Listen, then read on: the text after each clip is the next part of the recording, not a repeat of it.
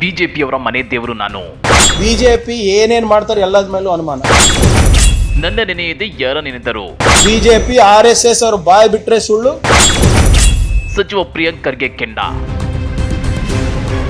ಬಿಜೆಪಿಯವರ ಮನೆ ದೇವರು ನಾನು, ನನ್ನ ನೆನೆಯದೆ ಯಾರ ನೆನೆದರು ಅಂತೇಳಿ ಸಚಿವ ಪ್ರಿಯಾಂಕ್ ಖರ್ಗೆ ಬಿಜೆಪಿಗರ ವಿರುದ್ಧ ವಾಗ್ದಾಳಿ ನಡೆಸಿದ್ದಾರೆ. ಅಷ್ಟೇ ಅಲ್ಲ, ಬೆಂಕಿಯಂತ ಪ್ರಶ್ನೆಗಳನ್ನ ಬಿಜೆಪಿಗರ ಮುಂದಿಟ್ಟಿದ್ದಾರೆ. ಹಾಗಾದ್ರೆ ಸಚಿವ ಪ್ರಿಯಾಂಕ್ ಖರ್ಗೆ ಬಿಜೆಪಿಗರ ಮುಂದಿಟ್ಟಿರೋ ಆ ಬೆಂಕಿ ಪ್ರಶ್ನೆಗಳೇನು ಗೊತ್ತಾ? ಅದನ್ನ ಡೀಟೇಲ್ ಆಗಿ ತೋರಿಸ್ತೀವಿ. ಆದ್ರೆ ಅದಕ್ಕಿಂತ ಮೊದಲು ಹಲೋ ಕನ್ನಡ ಯೂಟ್ಯೂಬ್ ಚಾನಲ್ ಅನ್ನು ಸಬ್ಸ್ಕ್ರೈಬ್ ಮಾಡ್ಕೊಳ್ಳಿ. ಹಾಗೇನೇ ಪಕ್ಕದಲ್ಲಿರೋ ಬೆಲ್ ಬಟನ್ ಅನ್ನು ಪ್ರೆಸ್ ಮಾಡಿ.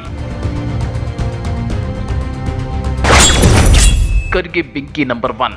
ಮೋದಿ ರಾಜ್ಯಕ್ಕೆ ಯಾಕೆ ಬರ್ತಿದ್ದಾರೆ? ಪ್ರಧಾನಿ ನರೇಂದ್ರ ಮೋದಿ ಅವರು ಕರ್ನಾಟಕಕ್ಕೆ ಯಾಕೆ ಬರುತ್ತಾರೆ ಎಂಬುದು ಅಸಮರ್ಥ ಬಿಜೆಪಿ ನಾಯಕರಿಗೆ ತಿಳಿಯುತ್ತಿಲ್ಲ.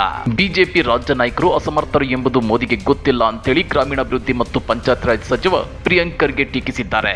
ತಮ್ಮ ಕಾರ್ಯವೈಖರಿ ಮುಚ್ಚಿ ಹಾಕಲು ಪದೇ ಪದೇ ನನ್ನ ಹೆಸರನ್ನು ರಾಜ್ಯ ಬಿಜೆಪಿ ನಾಯಕರು ಜಪಿಸುತ್ತಿದ್ದಾರೆ. ಬಿಜೆಪಿ ನಾಯಕರಿಗೆ ನಾನೇ ಮನೆ ದೇವರಾಗಿದ್ದು ದಿನಕ್ಕೆ ಒಂದೆರಡು ಬಾರಿ ನನ್ನ ಹೆಸರನ್ನ ಹೇಳದಿದ್ರೆ ಅವರಿಗೆ ನಿದ್ರೆ ಬರಲ್ಲ. ತಿಂದಿದ್ದು ಕರ್ಗಲ್ಲ. ರಾಜ್ಯದ 25 ಬಿಜೆಪಿ ಸಂಸದರು ಏನು ತಂದಿದ್ದಾರೆ?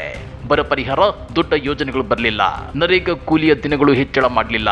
ಅಯೋಗ್ಯ ಅಸಮರ್ಥ ಪದಗಳ ಎಲ್ಲ ಸಮಾನಾರ್ಥಕ ಪದಗಳು ಬಿಜೆಪಿ ರಾಜ್ಯ ನಾಯಕರಿಗೆ ಸರಿ ಹೊಂದುತ್ತವೆ ಅಂತೇಳಿ ಪ್ರಿಯಾಂಕ್ ಖರ್ಗೆ ವ್ಯಂಗ್ಯವಾಡಿದ್ದಾರೆ. ಖರ್ಗೆ ಬೆಂಕಿ ನಂಬರ್ 2. ನಿಗಮ ಮಂಡಳಿ ನೇಮಕ ಪಟ್ಟಿಗೆ ತಡೆ. ನಿಗಮ ಮಂಡಳಿ ನೇಮಕ ಪಟ್ಟಿಗೆ ಪ್ರತಿಕ್ರಿಯಿಸಿರುವ ಸಚಿವರು ಎಐಸಿಸಿ ಅಧ್ಯಕ್ಷರು ಇಲ್ಲಿನವರೇ ಇರೋದ್ರಿಂದ ಕಲಬುರಗಿಯಿಂದ ಪಟ್ಟಿಗೆ ತಡೆ ಬಿದ್ದಿರಬಹುದು. ಲೋಕಸಭಾ ಚುನಾವಣೆ ಟಿಕೆಟ್ ಪಟ್ಟಿಗೂ ಇಲ್ಲಿಂದಲೇ ಸಹಿ ಬೀಳಬೇಕು. ಪ್ರಸ್ತುತ ಕಲಬುರಗಿ ಕಾರ್ಯಕರ್ತರ ಹೆಸರು ಜಾಸ್ತಿ ಇವೆ ಎಂಬ ಕಾರಣದಿಂದ ತಡವಾಗಿಲ್ಲ. ಮೊದಲ ಪಟ್ಟಿಯಲ್ಲಿ ಹಿರಿಯ ಶಾಸಕರಿಗೆ, ಹಿರಿಯ ಕಾರ್ಯಕರ್ತರು ಹಾಗೂ ಜಿಲ್ಲಾ ಅಧ್ಯಕ್ಷರುಗಳಿಗೆ ಸ್ಥಾನ ನೀಡುವ ನಿರೀಕ್ಷೆ ಹೊಂದಿದ್ದು ಪಕ್ಷಕ್ಕಾಗಿ ದುಡಿದವರಿಗೆ ಆದ್ಯತೆ ನೀಡಲಾಗುವುದು ಅಂತ ಹೇಳಿದ್ದಾರೆ. ಖರ್ಗೆ ಬೆಂಕಿ ನಂಬರ್ 3. ಸೂಲಿಬೆಲೆ ವಿರುದ್ಧ ಕ್ರಮ. ಗ್ರಾಮ ಪಂಚಾಯಿತಿ ಚುನಾವಣೆ ಗೆಲ್ಲಲು ಆಗದ ಚಕ್ರವರ್ತಿ ಸೂಲಿಬೆಲೆ ಅವರು ಎಐಸಿಸಿ ಅಧ್ಯಕ್ಷ ಮಲ್ಲಿಕಾರ್ಜುನ್ ಖರ್ಗೆ ಅವರ ಬಗ್ಗೆ ಮಾತನಾಡ್ತಾರೆ. ಈ ಬಗ್ಗೆ ಕಾನೂನು ರೀತಿಯ ಕ್ರಮ ತೆಗೆದುಕೊಳ್ಳಲಾಗುವುದು. ಬಾಡಿಗೆ ಭಾಷಣಕಾರ ಸೂಲಿಬೆಲೆ ಅವರು ವಾಟ್ಸ್ಆಪ್ ಯೂನಿವರ್ಸಿಟಿಯಿಂದ ಕಲಿತು ಸುಳ್ಳು ಹೇಳಿ ಜನರನ್ನ ದಾರಿ ತಪ್ಪಿಸುತ್ತಾರೆ. ಬಿಜೆಪಿ ಸರ್ಕಾರವಿದ್ದಾಗ ಸುಳ್ಳು ಹೇಳಲು ಕೋಟಿ ಕೋಟಿ ದುಡ್ಡು ಪಡೆಯುತ್ತಿದ್ದವರು ಅಂತೇಳಿ ಸಚಿವ ಪ್ರಿಯಾಂಕ್ ಖರ್ಗೆ ಆರೋಪಿಸಿದ್ದಾರೆ. ಈ ಬಾಡಿಗೆ ಭಾಷಣಕಾರರಿಗೆ, ವಾಟ್ಸ್ಆಪ್ ಯೂನಿವರ್ಸಿಟಿ ವೈಸ್ ಚಾನ್ಸಲರ್ಗಳಿಗೆ ಮಾತಾಡಕ್ ಬಿಟ್ರೆ ಇದೇ ಆಗೋದು. It is clear case of misinformation. ಈ ಹಿಂದಿನ ಸರ್ಕಾರದಲ್ಲಿ ಅವರಿಗೆಲ್ಲ ಕೋಟ್ಯಾಂತರ ರೂಪಾಯಿ ಕೊಟ್ಟಿದ್ದಾರೆ ಇಂಥ ಸುಳ್ಳು ಹೇಳಲಿಕ್ಕೆ. ಒಂದು ಗ್ರಾಮ ಪಂಚಾಯತ್ ಚುನಾವಣೆ ಗೆಲ್ಲಕ್ಕೆ ಯೋಗ್ಯತೆ ಇಲ್ಲ ಅವನಿಗೆ. ಅವನು ಇವತ್ತು ಖರ್ಗೆ ಅವ್ರ ಬಗ್ಗೆ ಮಾತನಾಡ್ತಾನೆ ಅಂದರೆ ಆಕಾಶದ ನೋಡ್ಕೊಂಡು ಉಗುಳ್ದಂಗೆ. ಖರ್ಗೆ ಬೆಂಕಿ ನಂಬರ್ 4. ಮೋದಿ ಸರ್ಕಾರ ಏನು ಮಾಡಿದೆ? ಬಿಜೆಪಿ ಮತ್ತು RSS ಏನೇ ಮಾಡಿದ್ರು ನನಗೆ ಅನುಮಾನ ಇದೆ. ಕಳೆದ 9.5 ವರ್ಷಗಳಲ್ಲಿ ಮೋದಿ ಅವರ ಆಡಳಿತದ ಹಾದಿಯನ್ನ ನೋಡಿದ ಮೇಲೆ ಅವರನ್ನ ನಂಬಬೇಕು ಅಂತ ಅನಿಸುತ್ತಿಲ್ಲ.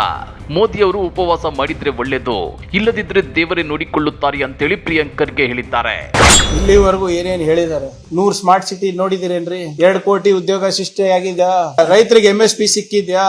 15 ಲಕ್ಷ ಬ್ಯಾಂಕ್ ಅಕೌಂಟಿಗೆ ಬಂದಿದ್ಯಾ? ಹೈಯೆಸ್ಟ್ ಟ್ಯಾಕ್ಸ್ ಪೇಯರ್ಸ್ ಯಾರ್ಯಾರಿದ್ದಾರೆ ಅವರಿಗೆಲ್ಲ ಏನಾದ್ರೂ ಬಹುಮಾನ ಸಿಕ್ಕಿದ್ಯಾ? ಟ್ರ್ಯಾಕ್ ರೆಕಾರ್ಡ್ ನೋಡಿ. ರೈತರ ಡಬಲ್ ಇನ್ಕಮ್, ಅದೇ MSP ರೈತರ ಡಬಲ್ ಇನ್ಕಮ್ ಮಾಡಿ. ಈಗ ನಾನು ಅದೇ ಹೇಳ್ತಾ ಇರೋದು ಸರ್, ಟ್ರ್ಯಾಕ್ ರೆಕಾರ್ಡ್ ನೋಡಿ. 11 ದಿನ ಇರ್ಬೋದಲ್ಲ, 10 ವರ್ಷದ ಟ್ರ್ಯಾಕ್ ರೆಕಾರ್ಡ್ ನೋಡಿ ಅಂತ ಇರೋದು. ವೈಬ್ರೆಂಟ್ ಗುಜರಾತ್ ಆಗಿದ್ಯಾ? ಗುಜರಾತ್ ಮಾಡೆಲ್ ಆಫ್ ಡೆವಲಪ್ಮೆಂಟ್ ಆಗಿದ್ಯಾ? ಹೇಳಿ, ಅವ್ರ ಟ್ರ್ಯಾಕ್ ರೆಕಾರ್ಡ್ ನೋಡಿದ್ರೆ ನಿಮ್ಗೆ ಅನ್ಸುತ್ತಾ? ಮಾಡಿದ್ರೆ ಒಳ್ಳೇದು, ಮಾಡಿರ್ಲಿಲ್ಲ ಅಂದ್ರೆ ದೇವ್ರ ಶಿಕ್ಷೆ ಕೊಡ್ತಾರಲ್ಲ, ನಮ್ಗೇನಿದೆ. ಖರ್ಗೆ ಬೆಂಕಿ ನಂಬರ್ 5. ಅಪೂರ್ಣ ಮಂದಿರ ಉದ್ಘಾಟಿಸಿದ್ದಕ್ಕೆ. ರಾಮ ಮಂದಿರ ಉದ್ಘಾಟನೆ ಬಗ್ಗೆ 4 ಶಂಕರಾಚಾರ್ಯ ಮಠಗಳು ಕೇಳಿರೋ ಪ್ರಶ್ನೆಗಳಿಗೆ ಮೋದಿ ಅವರೇ ಉತ್ತರ ನೀಡಬೇಕಾಗಿದೆ. ಮಂದಿರ ನಿರ್ಮಾಣ ಕಾರ್ಯ ಪೂರ್ಣಗೊಳ್ಳದೆ ಇದ್ರೂ ಯಾವ ಲಾಭಕ್ಕಾಗಿ ಮಂದಿರ ಉದ್ಘಾಟನೆ ಮಾಡಿದ್ದಾರೆ ಎಂಬುದು ಜನರ ಮುಂದಿಡಬೇಕು ಅಂತೇಳಿ ಪ್ರಿಯಾಂಕ್ ಖರ್ಗೆ ಕೇಳಿದ್ದಾರೆ. ಇನ್ನ ರಾಮ ಮಂದಿರ ಭೇಟಿ ಪ್ರಶ್ನೆಗೆ ಉತ್ತರಿಸಿರುವ ಸಚಿವರು, ನಂಬಿಕೆ ಇದ್ದವರು ಅವರ ನಂಬಿಕೆಗೆ ಅನುಸಾರವಾಗಿ ಹೋಗಬಹುದು. ನಾನು ಶರಣ ಬಸವೇಶ್ವರರ ದೇವಸ್ಥಾನ, ದರ್ಗಾಗೆ ಭೇಟಿ ನೀಡುತ್ತೇನೆ. ಎಲ್ಲರಿಗೂ ಸಮಾನತೆಯಿಂದ ದಾಸೋಹ ನೀಡುವ ಇಂತಹ ಸ್ಥಳಗಳಿಗೆ ಹೋಗುತ್ತೇನೆ ಅಂತ ಹೇಳಿದ್ದಾರೆ. 4 ಶಂಕರಾಚಾರ್ಯರು ಕ್ವಶ್ಚನ್ ಮಾಡಿದ್ದಾರೆ, ಅಪೂರ್ಣ ಮಂದಿರದಲ್ಲಿ ಪ್ರಾಣ ಪ್ರತಿಷ್ಠೆ ಮಾಡೋದು ಸೂಕ್ತನಾ? ಪ್ರಾಣ ಪ್ರತಿಷ್ಠೆ ಅಂದ್ರೆ ಏನು ಸರ್? ಮೂರ್ತಿಯನ್ನ ಗರ್ಭಗುಡಿಗೆ ತಂದು ಅದಕ್ಕೆ ಜೀವ ತುಂಬೋದು. ಯಾರು ಜೀವ ತುಂಬಬೇಕು? ಸಾಧು ಸಂತರದ ಜೀವ ತುಂಬಬೇಕು, ಆ ಸಮಾಜದ ಹಿರಿಯರು ಬಂದು ಜೀವ ತುಂಬಬೇಕು. ಪ್ರಧಾನ ಮಂತ್ರಿ ಯಾಕೆ ಜೀವ ತುಂಬ್ತಾ ಇದ್ದಾರೆ ಅಂತ ಕೇಳಿದ್ದಾರೆ. ಅಪೂರ್ಣ ಮಂದಿರದಲ್ಲಿ ನೀವು ಮೂರ್ತಿ ತಂದ್ಬಿಟ್ಟು ಪೂಜೆ ಮಾಡೋದು ಎಷ್ಟು ಸೂಕ್ತ ಅಂತ ಅವ್ರು ಕೇಳಿರೋದು, ನಾವಲ್ಲ.